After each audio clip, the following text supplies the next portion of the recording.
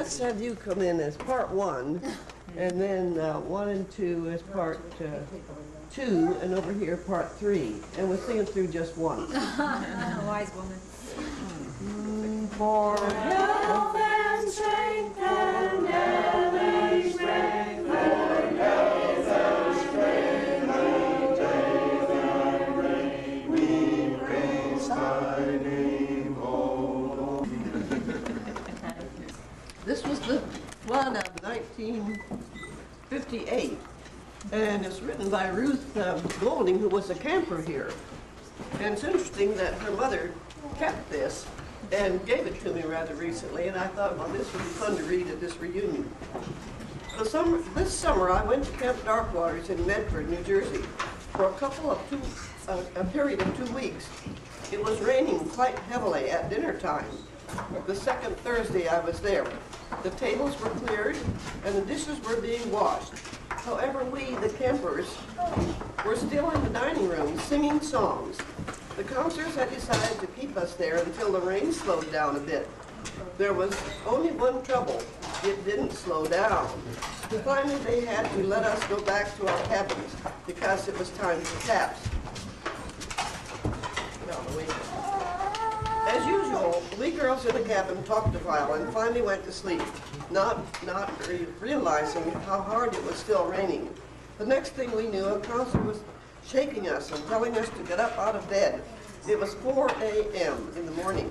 She told us to change into dungarees and heavy shirts and gather together 2 blankets and our pillows and a change of clothing.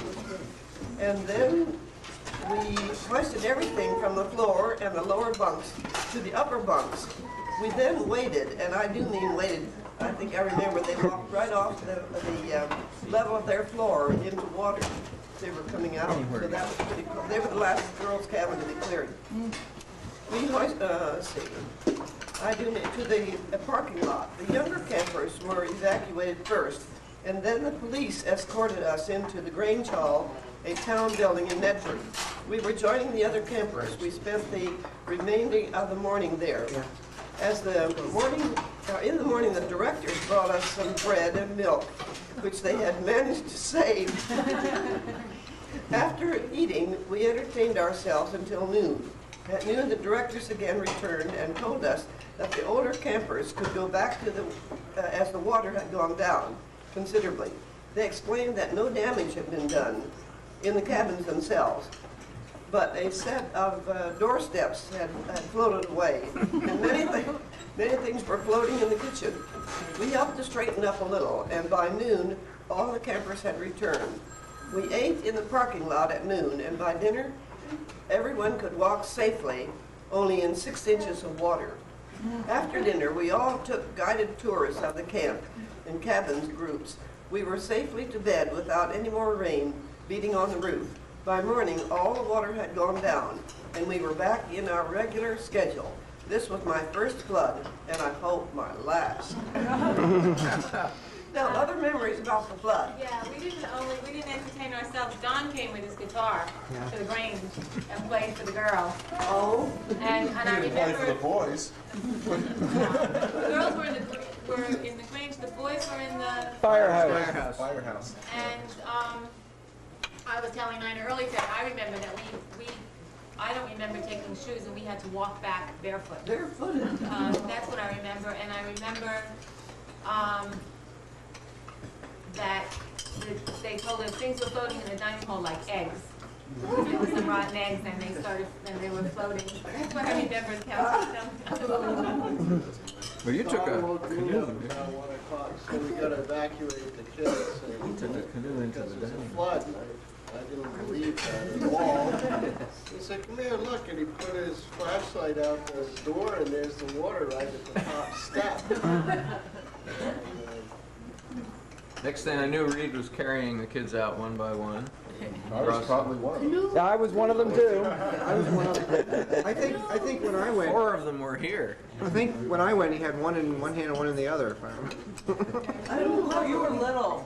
I was the longest kid. I remember Gulliver barking. Yes.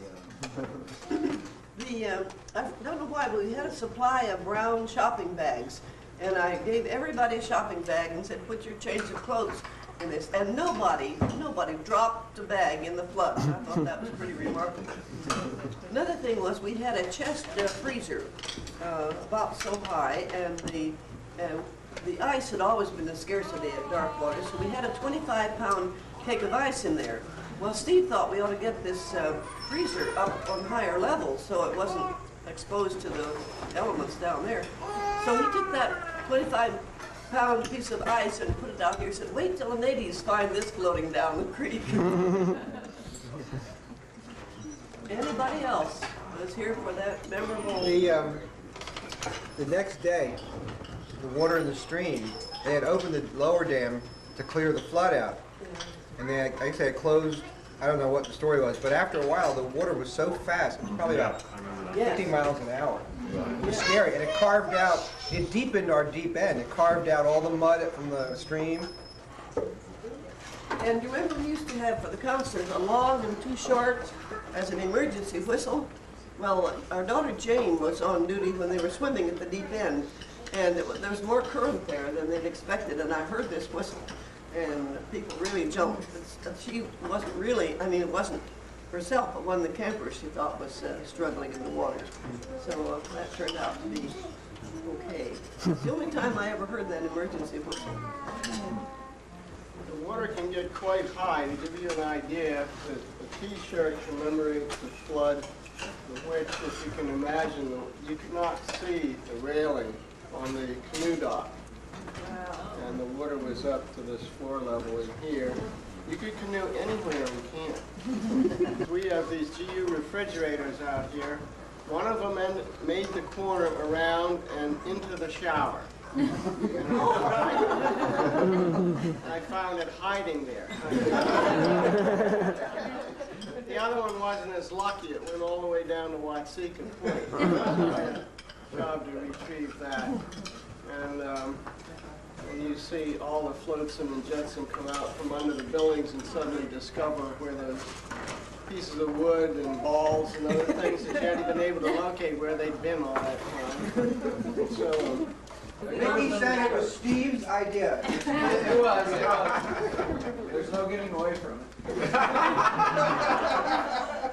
Chagers, in addition to mosquitoes. Some children by morning were unrecognizable. Didn't you have to check? Some girls, Iris were wanted to completely kids away. closed. Well, we literally, the next morning, before we all came back here, this was before, camp didn't have any tripping program at that point. This was, in some sense, the inauspicious beginning of camp's tripping program. They took the whole camp at once. And they had, in order to kind of try to bring some levity to it, they had competition as to which camper had the most mosquito bites, and it was up there in the 80s or 90s or something like that. There were people who had their eyes swollen shut from it. But it was great swimming because it was a real sandy beach, and they had a swimming area to find groomed, nice. We had great swimming. You didn't care how cold it was. That's right. You had to like get little straws and get under the water. I was in Tatami, and Folksy Glen was, or maybe Catoctin. Folksy Glen, that's... I guess it was Catoctin, right. And we had the least, as a cabin, the least mosquito bites because he got us all right next to the fire and put wet leaves on top of the fire. It smoked all the mosquitoes away, but nobody could sleep. We up all night waving the mosquitoes away from the kids. What year was it? Walking around. Must have been about 58 or 59. 58, the same year as the flood? Yeah. That was a good year. Yeah. I think it was Steve's answer to the flood. He said, no flood's going to get my kids down. I'm going to find something exciting. No, it had to be two plagues. We didn't have swimming. We hadn't swum in a long time. Since the flood. He took us to a swimming place. These were flooding back, which, and all the good ones, none of the bad ones. They weren't any bad. Couple. I could dredge them up if I really tried. Yeah, right. We could help them. Maybe I'll see you later.